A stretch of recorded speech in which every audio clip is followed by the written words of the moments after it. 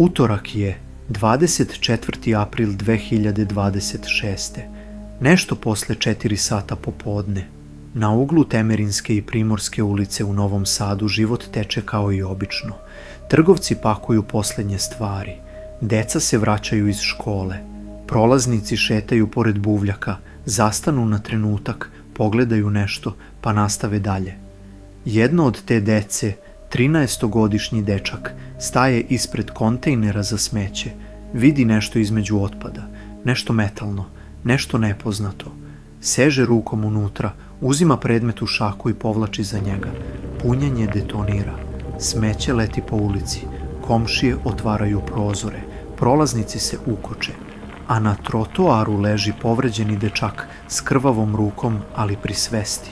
Ovo nije vest iz nekog drugog sveta. Ovo je ono što se tog utorka posle podne na jednoj običnoj ulici u jednom običnom gradu dogodilo jednom običnom detetu, i to postavlja pitanje koje bi trebalo da se tiče svih nas. Kako funkcionalna eksplozivna naprava dospeva u javni kontejner za smeće? To ćemo sada da razjasnimo. Novi Sad je drugi grad Srbije po veličini. Skoro 300.000 ljudi živi ovde. Grad s dugom istorijom, s univerzitetima, s kafićima, s širokim bulevarima.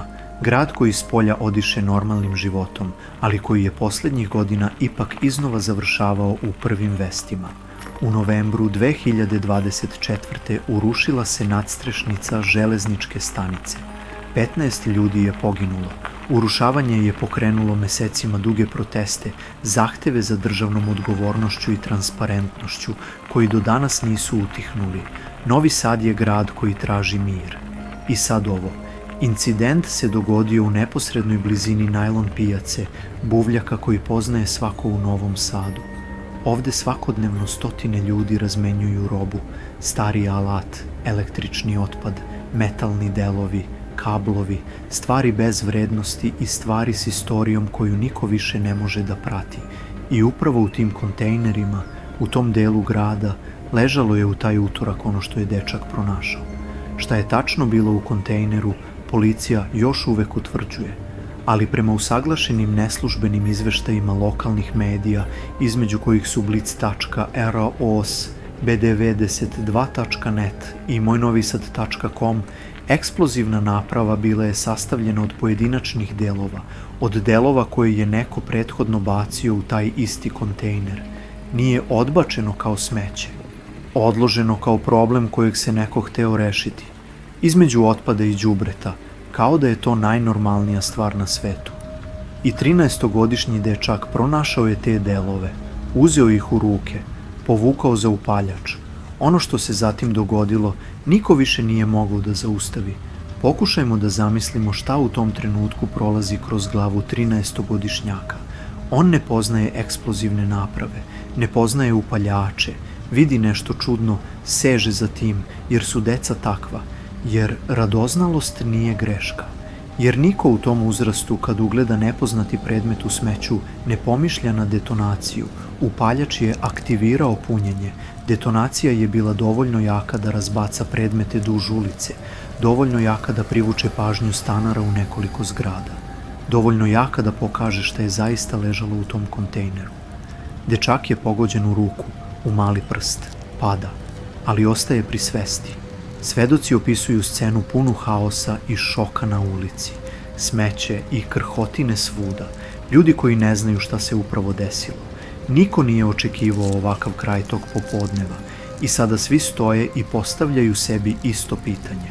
Ovaj dečak je preživeo taj trenutak. Jedva, ali preživeo je.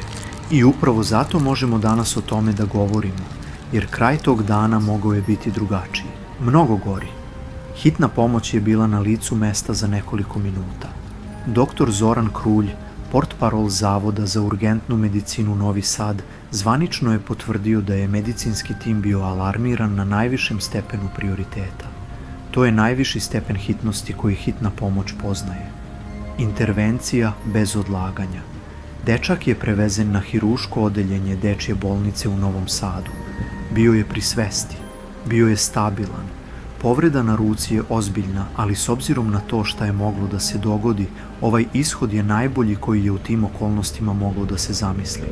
dok je medicinski tim zbrinjavao dečaka, dok su njegovi roditelji tog popodneva jurili ka bolnici i dok je policija napolju zatvarala ulicu, ostalo je jedno pitanje otvoreno na koje do danas nema zvaničnog odgovora. Ko je tu eksplozivnu napravu ostavio tamo? I zašto? Kriminalistička policija Novog Sada izašla je na lice mesta odmah posle eksplozije. Prostor oko Temerinske i Primorske ulice bio je široko obezbeđen. Forenzičari su obezbeđivali tragove. Kriminalističko-tehnička istraga je u toku, što su vlasti zvanično potvrdile. Ono što policija do sada nije potvrdila jeste poreklo naprave, identitet osobe koja ju je tamo ostavila i da li se radi o namernom odlaganju ili o pukoj nepažnji. Istraga je u toku, vlasti ćute. Ono što neslužbeni izveštaji opisuju jeste ono što ovaj slučaj čini toliko zabrinjavajućim. Eksplozivna naprava nije bila gotova, sastojala se od pojedinačnih delova, od komponenti koje je neko bacio u taj kontejner.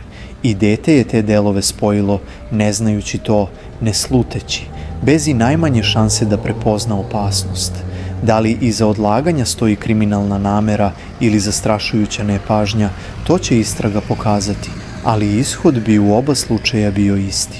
Dete na zemlji, krvava ruka, eksplozija na javnoj ulici. Ovo nije apstraktan bezbednosni problem, ovo je 24. april 2026. u Novom Sadu.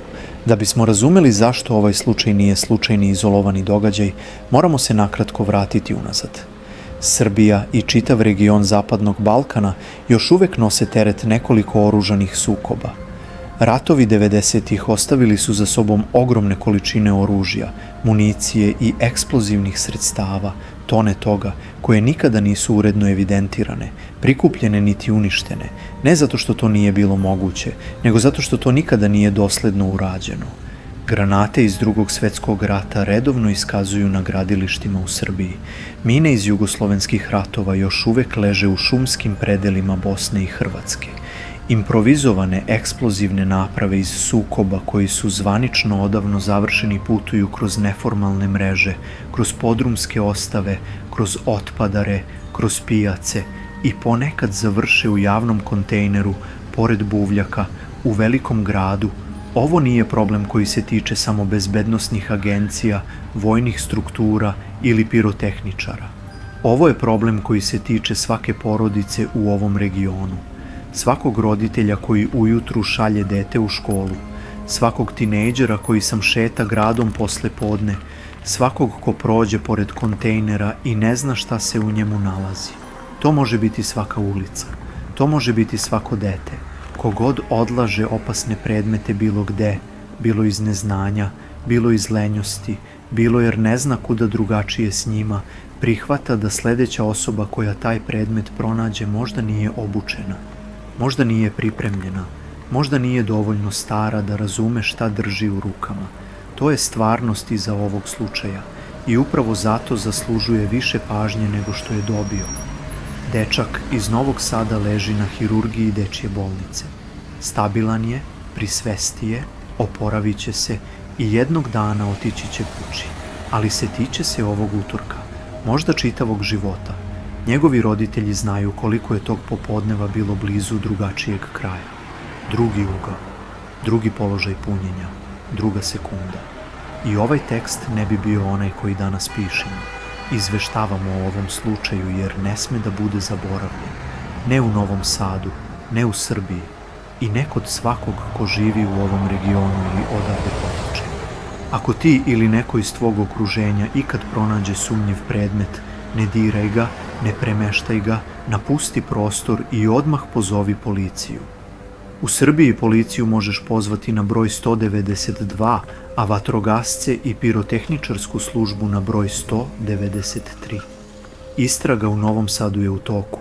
Izveštavat ćemo čim bude novih saznanja. Ako te je ovaj prilog pogodio i ne želiš da propustiš ovakve priče iz regiona, pretplati se sada na ovaj kanal i klikni na video koji smo ti prikazali na ekranu.